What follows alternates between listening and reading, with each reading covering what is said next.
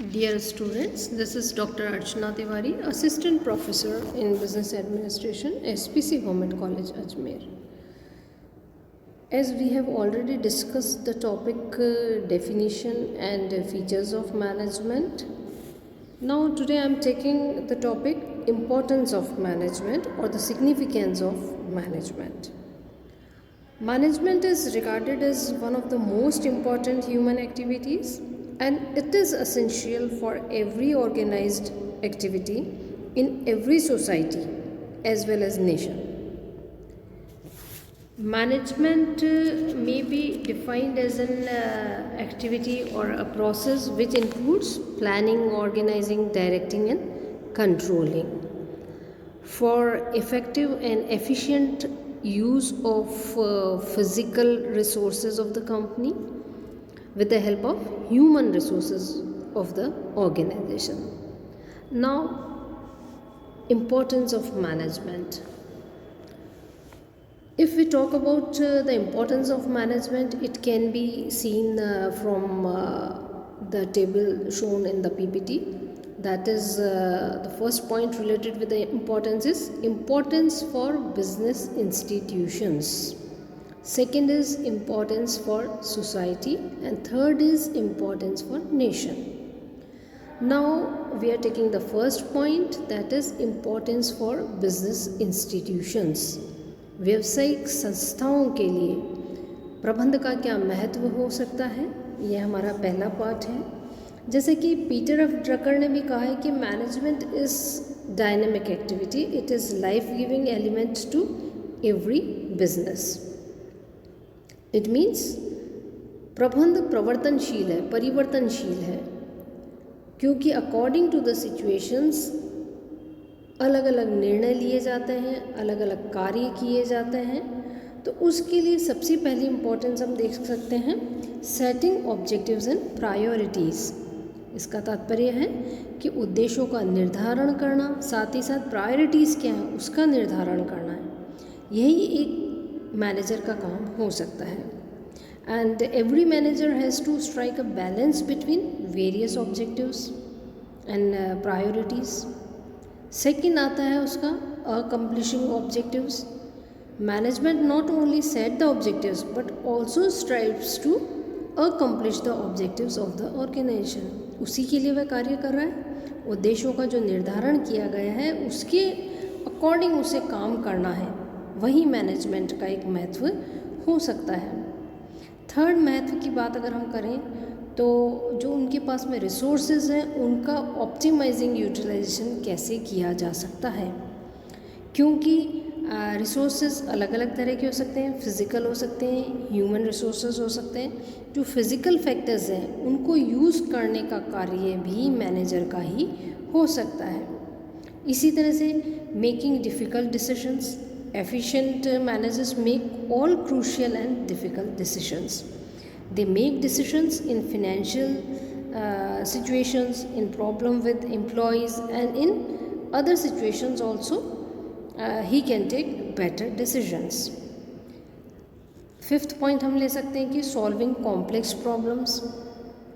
जटिल समस्याओं का समाधान करने की ड्यूटी भी एक तरह से मैनेजर की ही होती है.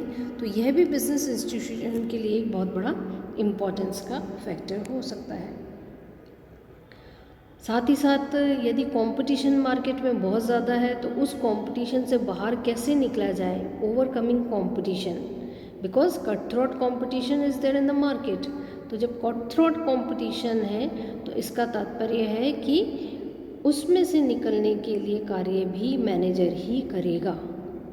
क्रिएटिंग साउंड ऑर्गेनाइजेशन, एक अच्छे संगठन का निर्माण करना भी एक महत्व का पार्ट ही है. साथ ही साथ ह्यूमन रिसोर्सेज को डेवलप करना इसकी इम्पोर्टेंस में शामिल है, यानी कि मानव संसाधन का विकास करना भी प्रबंध का ही कार्य हो सकता है. इसकी इम्पोर्टेंस यदि हम और देखें इंस्टीट्यूशंस के लिए तो साउंड इंडस्ट्रियल रिलेशंस को भी एस्टेब्लिश करना हो सकता है, प्रोडक्टिविटी को इम्प्रूव करना हो सकता है, या कोई भी टेक्नोलॉजी जो कि न्यू है मार्केट में उसको अडॉप्ट करना भी एक इम्पोर्टेंस का पार्ट हो सकता है. साथ ही साथ जो चेंजेस हैं उन चेंजेस से कैसे ओवरकम किया जाए। डे टू डे लाइफ में कंपनीज के सामने कई सारे चैलेंजेस आते हैं जो कि चेंजेस से रिलेटेड होते हैं, उनसे कैसे ओवरकम किया जाए वो भी इसके महत्व का ही पार्ट है। साथ ही साथ यह एक सोशल रिस्पॉन्सिबिलिटी को भी पूरा करता है और अपनी एंटरप्राइज की गुडविल को सेटअप करना भी इसके महत्व के अंतर्गत आता है। तो ये हमारा पार्ट था importance for business institutions. Second है इम्पोर्टेंस फॉर सोसाइटी। यदि हम समाज के लिए महत्व देखें प्रबंध का, तो सबसे पहला महत्व तो हम ये कह सकते हैं कि सोसाइटी के जितने रिसोर्सेज हैं उनका प्रॉपर्ली यूटिलाइजेशन मैनेजमेंट के द्वारा ही किया जाता है, चाहे वह फिज़िकल हो, फिनेंशियल हो, इंफॉर्मेशनल हो, किसी भी तरह का रिसोर्स है। It is the main importance. Second importance यदि हम सोसाइटी के लिए देखें मैनेजमेंट की, तो it integrates interest of various groups of society. अलग अलग ग्रुप्स के जो सोसाइटी में विद्यमान हैं उनके इंटरेस्ट को ये एक तरह से एकीकृत करता है, जैसे कि गवर्नमेंट है, कम्युनिटी है, एम्प्लॉयज़ हैं, कस्टमर्स हैं, इन सबको साथ मिलाने का कार्य भी एक तरह से मैनेजमेंट का है। It provides goods and services to the society. साथ ही साथ जब गुड्स एंड सर्विसेज प्रोवाइड करवाई जा रही हैं तो उनको बनाया भी जाता है। तो जब बनाया जा रहा है तो वहाँ पर किसकी मदद ली जा रही है? एम्प्लॉयज़ की। तो इसका महत्व इस तरह से भी हम देख सकते हैं कि इट जनरेट्स एम्प्लॉयमेंट, रोजगार उपलब्ध करवाना। साथ ही साथ it delivers and improve standard and quality of life. समाज का जो जीवन स्तर है उसको सुधारने का कार्य भी मैनेजर के द्वारा ही किया जाएगा। करियर अपॉर्चुनिटीज़ मिलती हैं। साथ ही साथ इट प्रमोट सोशल चेंज को बढ़ावा दिया जाता है। अलग अलग तरह की वस्तुएं मिलती हैं। साथ ही साथ प्रमोट सोशल अपलिफ्टमेंट, जो सोशल क्लास है उसका इम्प्रूवमेंट होता है। तो यह भी इसके एक इम्पोर्टेंस का ही पार्ट हम कह सकते हैं। थर्ड आता है इम्पोर्टेंस फॉर द नेशन। पूरे देश के लिए किस तरह से प्रबंध महत्वपूर्ण है, उसके लिए यदि हम देखें तो proper utilisation of natural and physical resources, जैसे कि फॉरेस्ट है, रिवर्स है, मिनरल्स है, लाइफ स्टॉक है, ये सारे कैसे हैं? फिज़िकल रिसोर्सेज में हम इंक्लूड कर सकते हैं। तो इनको यूज़ करना भी मैनेजमेंट का एक महत्व का पार्ट हो सकता है। साथ ही साथ proper utilisation of human resources, मानव संसाधन को प्रॉपरली कैसे यूटिलाइज किया जाए, यह भी महत्व का एक पार्ट हम कह सकते हैं। It encourages capital formation. देश के लिए जो कैपिटल फॉर्मेशन का कार्य है वो किस तरह से अच्छे से किया जा सकता है, जो कि डेवलपिंग कंट्रीज़ में करना मुश्किल है। तो उसके लिए भी प्रबंध का महत्व हम देख सकते हैं। साथ ही साथ यह नेशनल प्लानिंग करने में भी कंट्रीब्यूट करता है। It contributes to national planning.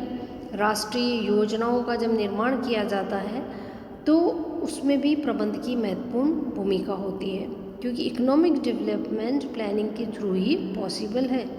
और इफ़ेक्टिव मैनेजमेंट यदि होता है तो नेशनल प्लानिंग भी इफ़ेक्टिव होगी। साथ ही साथ बैलेंस इकोनॉमिक डेवलपमेंट इसके द्वारा पॉसिबल है, क्योंकि एक देश अलग अलग कैटेगरीज़ में हो सकता है, जैसे कि अंडर डेवलप्ड हो सकता है, डेवलपिंग हो सकता है और डेवलप्ड हो सकता है।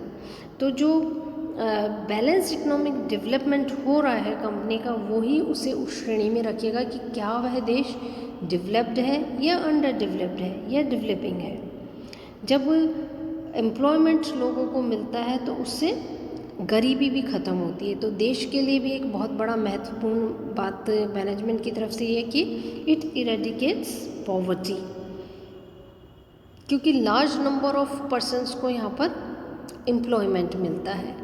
तो जैसे एम्प्लॉयमेंट मिलता है उनको सैलरी मिलती है, सैलरी मिलने से उनकी पॉवर्टी या गरीबी भी ख़त्म होती है। It contributes to the prosperity of the nation. अगर ओवरऑल हम देखें तो इकोनॉमिक टर्म्स में यदि हम बात करें तो ये ग्रोथ का इंजन है।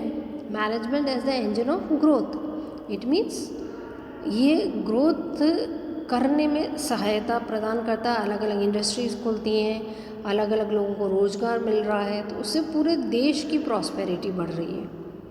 और लास्ट पॉइंट महत्व का हम लेते हैं, contribution to economic growth in developing economies. जो विकासशील देश हैं या इकोनॉमीज़ हैं उनके लिए इसका महत्व इकोनॉमिक ग्रोथ के रूप में देख सकते हैं। तो जो डेवलप्ड कंट्रीज़ होते हैं वहाँ पर की इकोनॉमिक ग्रोथ बहुत ज़्यादा होती है, अंडर डेवलप्ड में बहुत कम, और डेवलपिंग में बीच का रास्ता यहाँ पर अपनाया जाता है। तो efficient management can go long way towards spending a economic growth of lesser and least developed economies of the globe. So this was the topic related with the significance or the importance of management.